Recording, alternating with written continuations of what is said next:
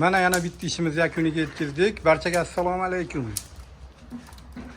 Bu ham Toshkent viloyati Chirchiq dachalarida desa ham bo'ladi. Chirchiq bilan Bo'stonliq yo'lida ekan, Qozog'iston yo'lidagi dachalarda. Bu yerga qilgan ishlarimiz mana ikkita o'choq, gazli panel, moyka, рабочий stollari bilan iborat. Buni mangalimizni ko'ryapsizlar, mana bu holatlarda chiqarib berdik. Olovlarini qaranglar, ovozlarini qaranglar, buni olovlarini. Yonishini qaranglar, umuman bu tomonlarga tutun chiqayotgani yo'q. Eksperiment ham qilib beramiz. Ko'pchilik shunaqa qilib chiqarish.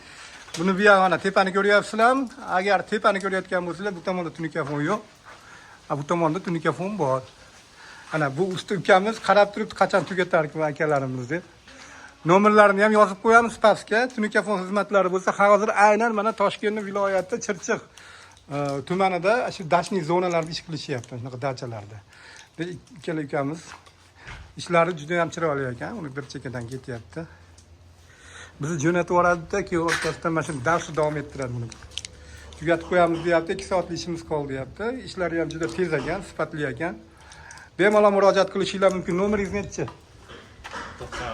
93lik 852 7182 telefon qilishingiz mumkin bemalol. Hozir aynan Toshkent viloyati Chirchiq shahrida yuribdi.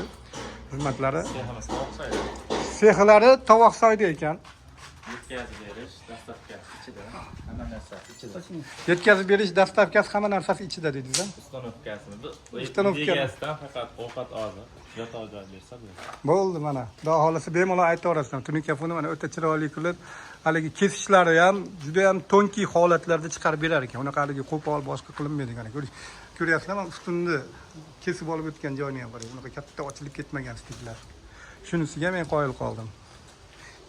Ishlar tekis ekan. Hammalarga omad, yaxshi kunlarda ko'rishaveraylik.